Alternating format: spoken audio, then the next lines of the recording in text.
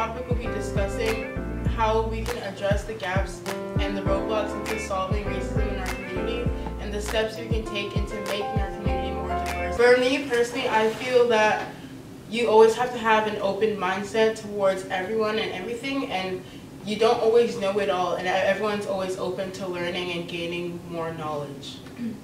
Right, that's where education comes in, or education, like, you should educate yourself and others as well, like, while you do that, right? So. Why is there a fear? Like we were talking about this earlier. Why is there a fear in doing this line of work? And how can we kind of get rid of that fear? I think people are afraid to be judged in a way for their answer and for sometimes their lack of knowledge on certain topics, and it's just hard to express yourself sometimes, mostly about very controversial topics. Yeah, and some of them are really controversial. They're very tough to have those honest conversations.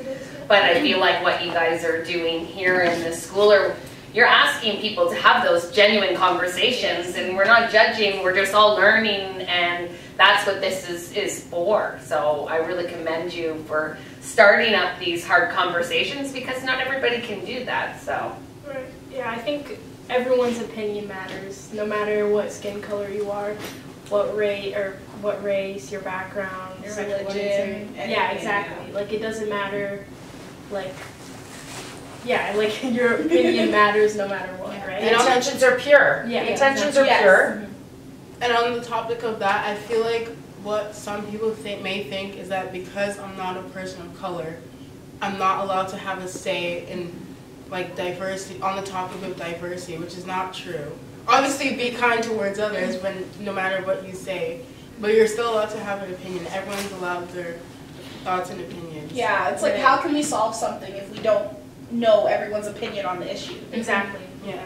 And we have to learn to work together. The only way to do that is to understand each other's stories and backgrounds and perspectives, and to make those mistakes. And I think by creating a safe place to do so, right? So how can we create those safe places?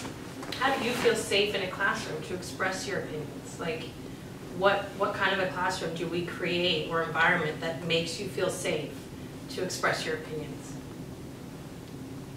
I think if, for example, if I were to speak in a classroom, if I didn't feel like I was being judged for what I'm saying, or if I felt like everyone was having an open mind, whether you agree or disagree, agree to disagree, basically. Like, be polite even though you disagree with whatever I say.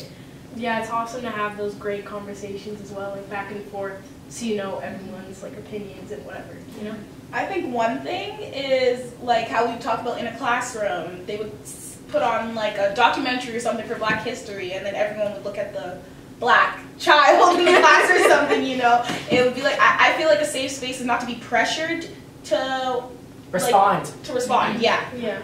Like, just because you're a person of color doesn't mean that you necessarily, like, know the answer. Informed on that, right? Yeah. Like, just like we said in our previous episodes, like, a lot of us here aren't educated ourselves. Like, we still don't know. So we're learning ourselves, right? So. And on that note, it kind of contradicts the idea of diversity and equality if we're separating who's allowed to have an opinion and who's not allowed to have an opinion. Right. Yeah. Because when we, because like even the word diverse, right? It's everybody coming together, not just like excluding a certain group, or only allowing certain types of people to, have certain types of discussions. And there is a big difference between equality and equity too. And it's not that we're trying to get equality. It's like perfectionism. It really doesn't exist. Equity is giving people the tools, right? The knowledge to be able to work together so that there's a level playing field, right? So that people feel safe. And I think it's important to just, like, even as a teacher, I'll say this, like in a classroom, how do you create a safe environment?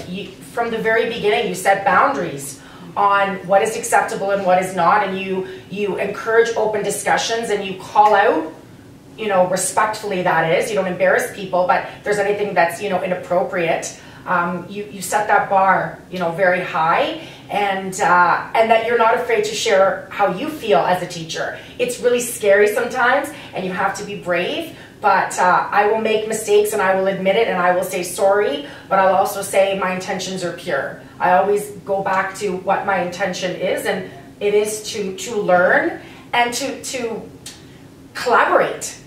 Collaboration is a huge part of this too. Like you guys have, we've all had different experiences, right? Where we see the fear, and I've been afraid at times myself. So it's just kind of stepping out of that, right? And yeah, I feel like these conversations we have, like it's gonna be uncomfortable, but in order to have these conversations, like it needs to be, you know what I'm trying to say? So like even when we started out like this podcast, like the first one, we weren't as like comfortable, right?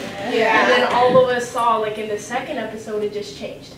Like all of us were talking, we expressed our feelings and opinions, and it was like a more like, you know, it like improved, like our conversation improved a lot. So like through your conversations, you're gaining confidence. Yes. And that's what we want. That's what we want this to be about. Yeah.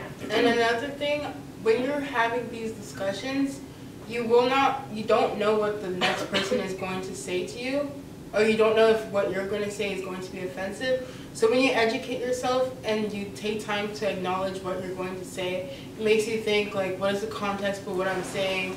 How is it going to affect another person if it's going to offend someone? So when you really educate yourself, it kind of makes you think before you actually say it out loud. Exactly. And so we can ask ourselves, right, the next question, which is, what can we personally do, or what can we do as a community to increase diversity? What are other things that we can do? Well, one thing, I was going around doing interviews today, and I found out I had a lot of fun learning other people's opinions.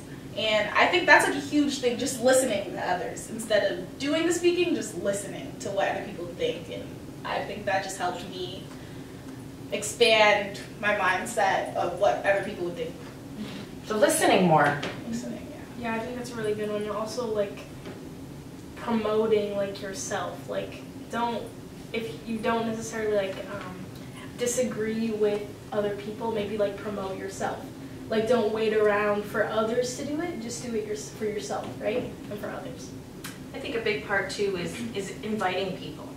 A lot of people sit in the sidelines or in the shadows and they want to be a part of it and they want to have an opinion, but they just don't feel comfortable. And time and time again in our school, we see that when you tap somebody on the shoulder and say, will you be a part of, would you join us for, and they are so happy to be a part of it, but they didn't think to join, right? So we need to, I think, just do a better job of inviting, because we advertise, we promote, and then we get, you know, the kids that want to join, but then there's a whole bunch of other people, I think, that want to be a part, but they just need that extra tap. Yeah. So We value their contribution. Yeah, that's our next step, I think, a big part.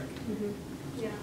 I feel like another thing, always being open-minded, because there's some people that think one specific group of people all think the same way. Yes. When we can all of us here maybe all have different opinions on different topics, but because maybe like we're all the same or whatever, it doesn't necessarily mean we all have one generalized opinions, and everyone has their own opinions as well. And I know that, you know, we're going to celebrate cultures in our school, right? Activities and stuff like that. And we were thinking of, you know, by the way, if any of you watching this podcast, right, have any ideas about how we can celebrate each other's cultures in the school, because that's how we learn about each other. I know myself through travel, and I've shared this on former podcasts, through traveling around with my family as a young girl growing up, that's how I learned to appreciate cultures and understand and become to like I love cultures because of that. So, but had I not traveled and met different people and maybe left Barrie, I wouldn't have maybe experienced that in the same way. So we need to bring the culture here. And the pandemic didn't help, did it? So it's time to start thinking of those creative ways and bringing that here. Yeah, I like the way that you guys keep the conversations going all year long too, with everybody in the building, because it can't just be a week. Yeah. It can't just be, you know, a month. It's got to actually envelop the whole entire culture of our building. Yes. So these are very encouraging conversations to start with, but we want to make sure that it's definitely one place where you walk through the door and you look around and it's so heartfelt and warm because everybody here belongs. Yes. Like that's one thing that I feel like the students in this school do a great job of here. In my opinion, I mean, I'm only out in the hallways as your VP, but I feel that, and correct me if I'm wrong, but I feel that the students here at St. Peter's like truly value the building, and they value each other, and they value the opinions for the most part, and with the conversations and the more knowledge that everybody's gaining in these conversations, the better, right? Yeah. Last minute thoughts? Yeah, I think what we're all like trying to say is like to have more conversations, and like in those conversations you listen, you have an open mind, and you learn yourself about, you know, other people and stuff. So. And don't make assumptions. Don't make assumptions. That's a big Don't one. make assumptions. You don't devalue your worth ever. Just ask questions. Don't be afraid, right? And choose kindness. Yes. Choose that. Kindness always. So yeah.